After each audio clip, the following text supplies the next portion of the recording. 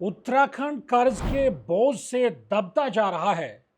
लेकिन अब विधायकों ने तय किया है कि वो कर्ज लेकर भी घी पिएंगे।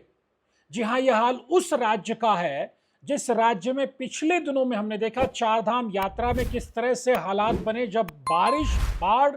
आपदा के हालात बने और हमने देखा किस तरह से पुल पुलिया कितने सारे बह गए हैं, सड़कें तबाह हो गई हैं। हमारी प्राथमिकता क्या होनी चाहिए थी, और हम 17 महीने बाद जब गैरसैंण पहुंचे हैं तो पहले ही दिन हमने डंके की चोट पर विधानसभा के सदन में वो बिल पेश कर दिया जिसके बाद सत्ता पक्ष के विधायकों के चेहरे पर तो मुस्कुराहट आएगी ही, विपक्ष वाले भी कहेंगे वाह वाह सरकार क्या मौज कर दी है। यानी उत्तराखंड पर कर्ज का बोझ लगातार बढ़ता जा रहा है, लेकिन विधायकों की मौज है कि खत्म होने का नाम नहीं ले रही है।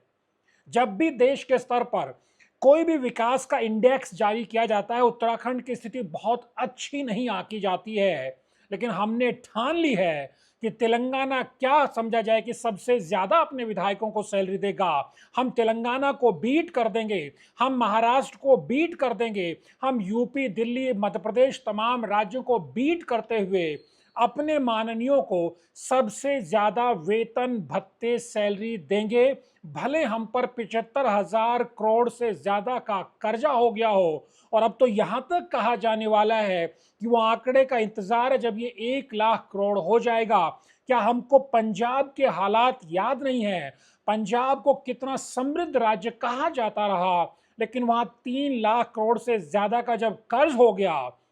तो सरकार को मजबूरन अपने इन माननीयों के वेतन भत्तों में, सैलरी, पेंशन में, खर्चों में कटौती करने को मजबूर होना पड़ा।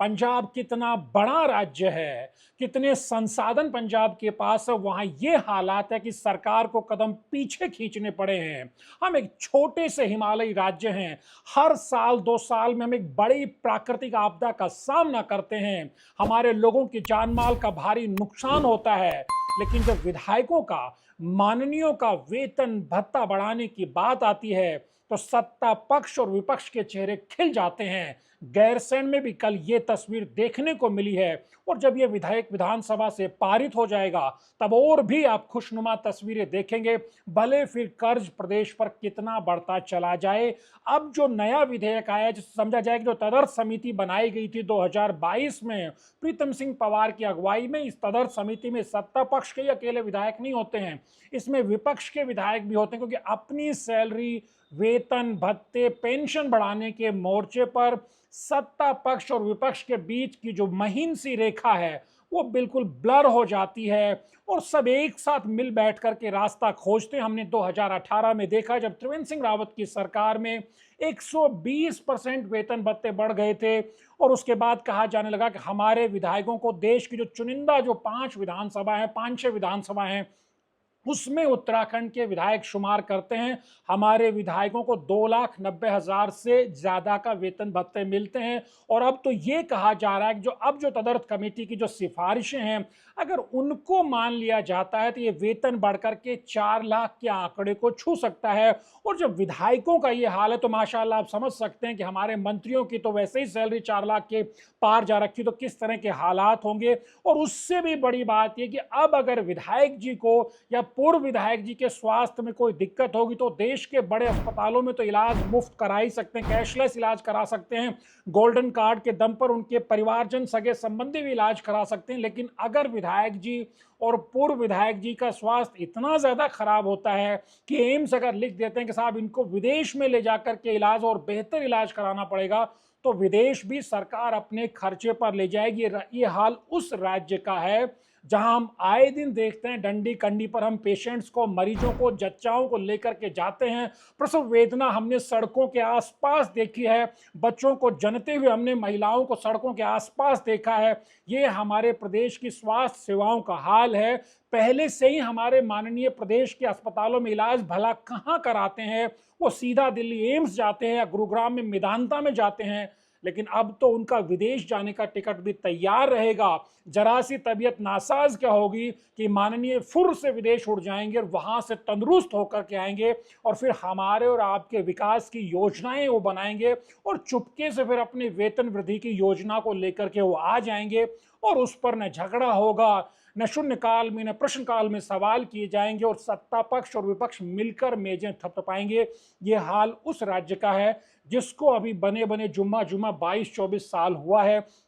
आप समझ सकते हैं कि 2001, 2 या 2, 3 की अगर बात करें, जब पहली बार विधानसभा बनी तब कितना लोगों ने बताया कि पूरे साल भर के अंदर कुछ 80, 90 लाख, 1 करोड़ के आसपास का खर्चा विधायकों के वेतन सैलरीज पर आता था, लेकिन अब कितने गुना बढ़ गया होगा आप कल्पना कर सकते हैं। और सबसे बड़ी बात यह है कि जिस राज्य में, एक तस्वीर मैं आपको दिखाता हूं, ये तस्वीर देखिए उसी थराली क्षेत्र की, उसी चमोली जिले की है। ये वीडियो आप देखिए, फिर उसके बाद मैं आपको बात बताता हूं।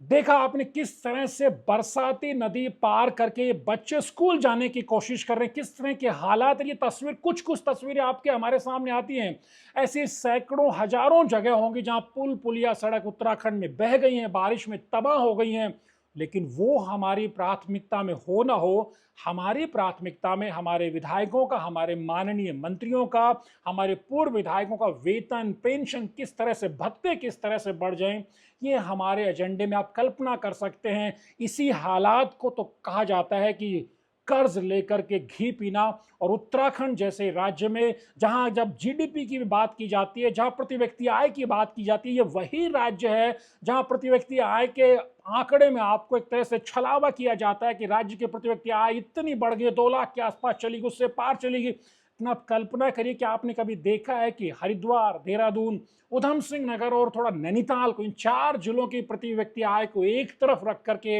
अगर आप राज्य के 9 जिलों की प्रति व्यक्ति आय से तुलना करेंगे, आप अल्मोड़ा का हाल देखेंगे, रुद्रप्रयाग का हाल देखेंगे, तब आपको असलियत पता चलेगी कि पिछले 20, 22, 24 साल में हमारे विकास की रफ्तार, हमारे माननीयों के वेतन भत्तों,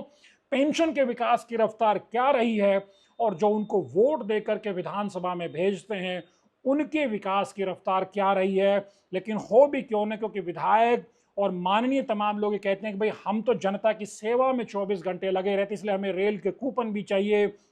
हवाई यात्रा की सुविधा भी हमें चाहिए। विधायक अपने क्षेत्र में हम जाएंगे तो हमें वहां के दौरे का भी चाहिए, हमें तेल, पानी, पेट्रोल, डीजल के पैसे भी चाहिए, टेलीफोन के पैसे, सहायक के पैसे भी चाहिए, और फिर अच्छी खासी तनख्वाह भी चाहिए, और जब पूर्व हो जाएंगे तो भी हमें अच्छी खासी पेंशन चाहिए। लेकिन क्या कभी आपने देखा है कि जब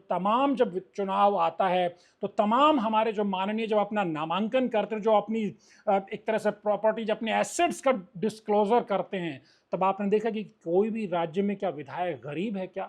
क्या कोई भी आपको ऐसा माननीय मिलेगा जो करोड़पति नहीं है? तो जब करोड़ों रुपए के कारोबार उनके अपने खुद के चल रहे हैं, संसाधन संपन्न हमारे जब माननीय है, तो उनको लेकर के सरकार के स्तर पर इतनी ज्यादा बेचैनी उस वक्त क्यों दिखाई जा रही है जब राज्य आपदा से दो चार हो रहा है? ये प्रश्न हमारे और आपके सामने है। तनुज अड्डा के वीडियोज को लाइक कीजिए, शेयर कीजिए, चैनल को सब्सक्राइब करना मत भूलिए। नमस्कार।